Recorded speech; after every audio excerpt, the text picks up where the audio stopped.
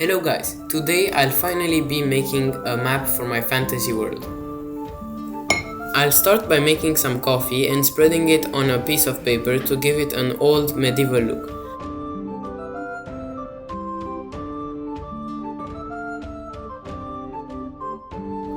I'll then let it dry for a few hours.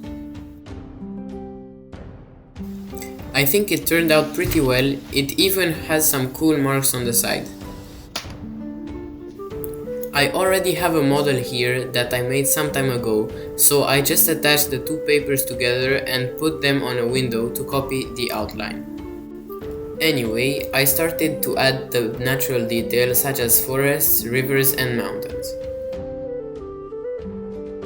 If you're trying to create a map from scratch, I'd recommend the rice method, where you throw some rice on the paper and then draw the contours to get your continent shape.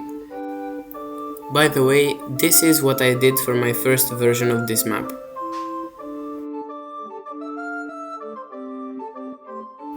I then added the main structures and cities to the map. These are of course only a few of them. I will continue adding others as I explain more about the lore.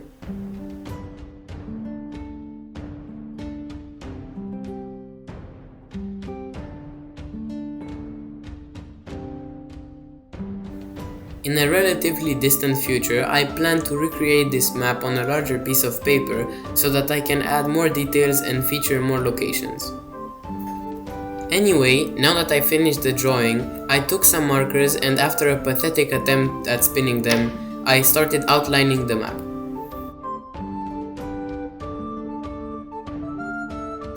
Now is a good time to start explaining a bit of the lore behind this map. Many centuries ago, colonists came from the old continent in search of new land and resources. After a long and bloody war against the dragons inhabiting the continent, the colonists allied with the local populations and split the newly conquered land equally and began establishing settlements and soon states. However, as the years passed, the different factions started growing apart, and conflicts arose between them, eventually leading to wars. Now, 800 years after the first colonizers set foot on the continent, the world is in a relative state of peace.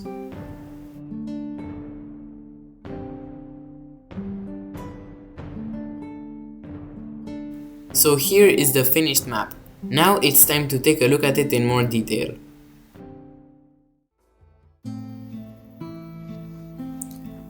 In the northern part of the continent, we have the Kingdom of the Lion, the largest kingdom of the land. Its capital, the Lion's Heart, is the most important city in the north and the center of trade and diplomacy on this side of the continent. Over the years, the Lions have developed their economy through trade with almost every other faction, making them one of the most important factions on the continent thanks to their never-ending supply of various exotic objects and spices, which they make easily accessible to their people as well as foreigners. Going southeast from the Lion's Kingdom, you can find the other major kingdom of the north, the Kingdom of the Falcon. The Falcons have a smaller territory and are generally more reserved in comparison to the very friendly and open people from the Lion Kingdom, but their might is not to be underestimated. Their forts are renowned for being amongst the best defended on the continent. The Falcons are an honorable and respected faction. Holding true to their values is very important to them. Apart from the two kingdoms, the north is inhabited by several other factions such as the forest folk of the Great Forest, living in self-sufficient villages hidden deep in the woods and worshipping nature. The dwarves of the Silver Mountains, talented miners supplying the two kingdoms with precious ores in exchange of spices and other products. Or the northern tribes living in the cold and harsh north, isolated from the rest of the continent by the almost untraversable frozen mountains. Finally, to the southwest, in a desolate wasteland, live the orcs. Because of their lack of natural resources, primitive technology, and no magical affinity, they have developed a violent lifestyle, often pillaging nearby villages and ambushing travelers. For that reason, they are quite disliked by the neighboring factions.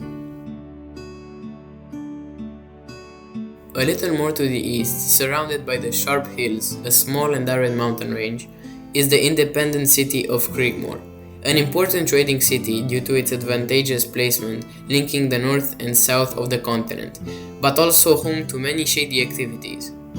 It is rumored to be the meeting point of many bandit clans and pirates, its river providing an easy and direct access to the ocean. Moving to the southern part of the continent, most of the land is controlled by the Southern Federation, a union of many provinces, cities, and tribes from the desert and Piru plains, led by a council in the central city of Ar Ulal. It is the center of trade in the south. Being a peaceful nation, it does not have a centralized army. Instead, it relies on each settlement's own defense forces and on diplomacy. The road to the north, being long and dangerous, the Federation's main trade partner is the Purple Kingdom. Although they have a king, the kingdom is in reality run by the Order of the Keepers, a strict mystical organization tasked with conserving ancient knowledge. Very reserved, the people of the Purple Kingdom rarely leave their land, which is protected from all sides by a huge defensive wall they call the Shell.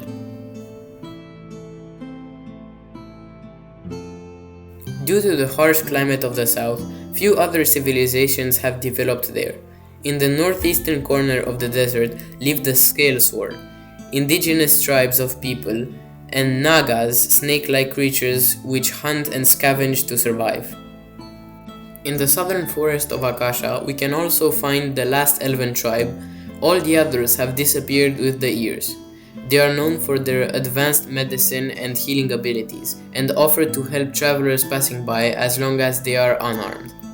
The rest of the area is mainly uninhabited and unhospitable, although there are rumors of undead knights roaming the Black Marsh. Anyway, this was it. I hope you liked this video, and if you did, please leave a like. Also subscribe if you want to see more builds and lore from this world.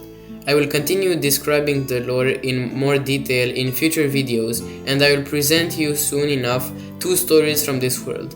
Hope you have a great day.